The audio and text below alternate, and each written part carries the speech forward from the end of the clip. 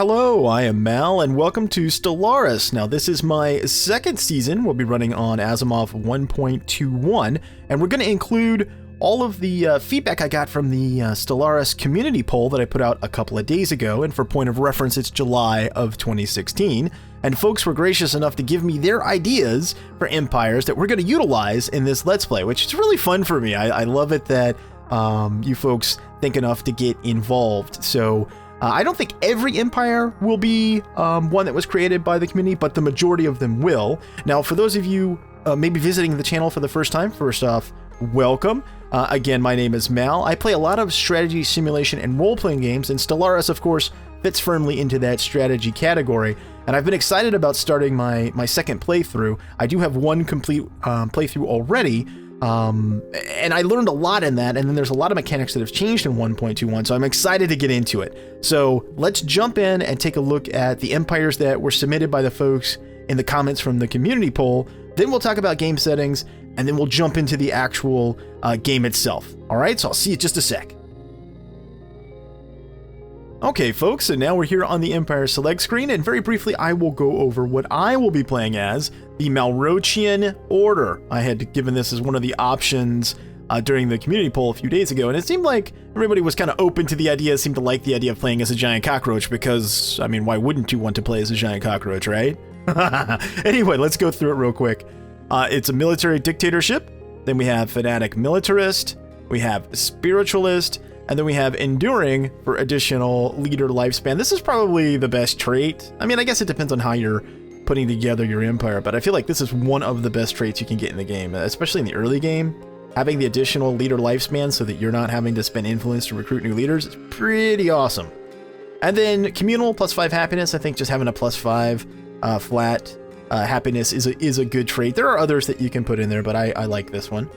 We're going with nuclear missiles as our base technology for weapons.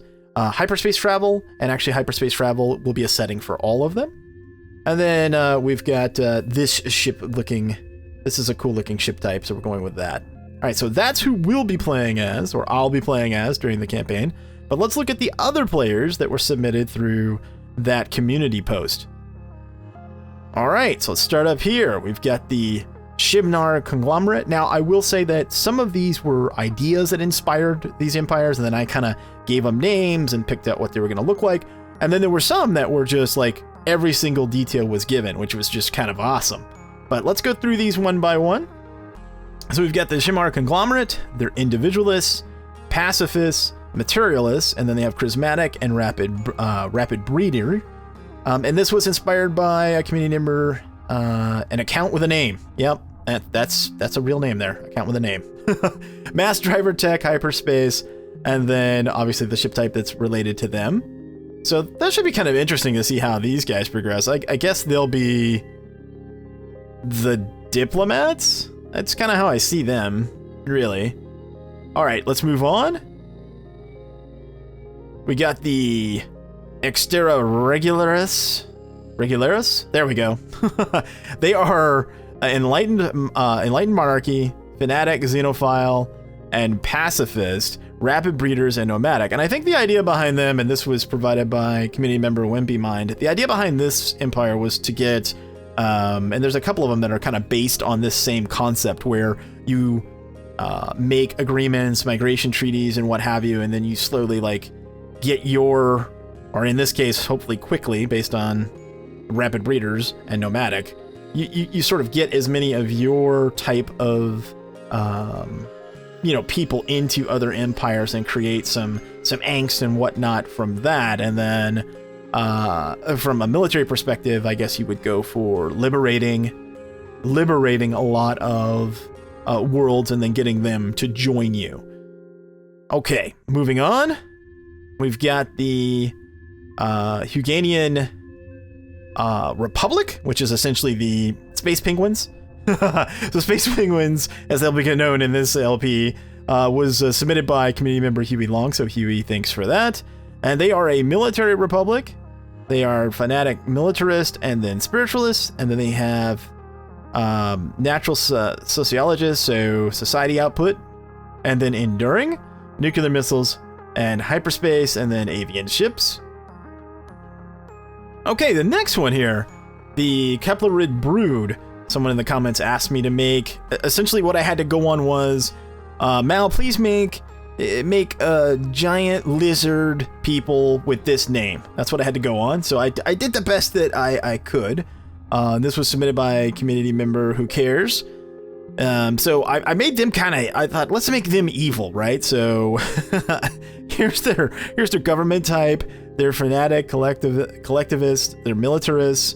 They're extremely adaptable, so they've got plus 20 habitability. I made them slow breeder, and I made them repugnant. I think they're gonna be one of the kind of nasty empires that we're gonna face off in this one. I think they'll be kind of cool. I mean, evil space lizards, sure, why not, right? Red lasers is their base, so laser tech, hyperspace, which everyone's using, and then reptilian ships. Now, Evolent Collective, which is sort of just a slightly revised version of the Malevolent Collective from the first series. And while they do, as it says there on the text, while they do hold a special place in my heart because they helped me win my first game of Stellaris, I look forward to smashing their collective faces in this run-through. So they're pacifist, or enlightened monarchy, pacifist, fanatic materialists, they're slow breeders, they're weak, they're extremely adaptable. Mass driver tech is their base weapons, hyperspace, and then the mammalian or whatever ship type, continental world. Next, I referenced this earlier. So, community member Furion actually gave me like all of the details, including screenshots of what he was looking for in terms of his empire, which was really, really great. I appreciate that. So let's take a look. This would be the this would be the Horse Empire. They're a science directorate. You can see there they get additional research alternatives and they get +1 leader capacity, militarist, and then fanatic materialist. These guys are going to be kind of interesting. I mean, they're going to, from a research perspective, these guys should do pretty well. Then on top of that, they've got natural engineers. They've got quick learners for leader experience gain. They are enduring.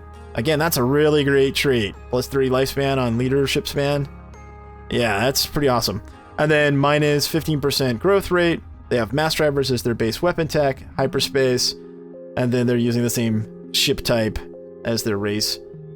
Continental world type. And then again, remember, I'm playing as these guys. The Malrochian Order.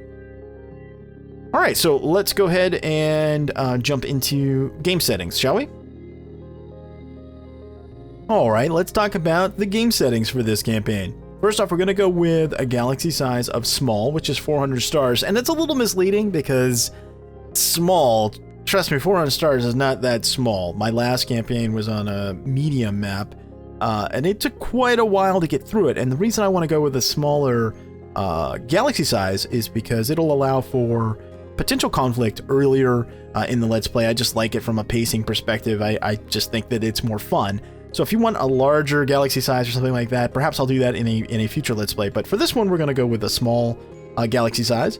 We're going to use spiral as our galaxy type. I used elliptical last time, so we're going to go with spiral 2-arm, see how that makes it. It might create some interesting choke points. AI empires, there will be 10. So if memory serves, I've got 7 custom ones from the community.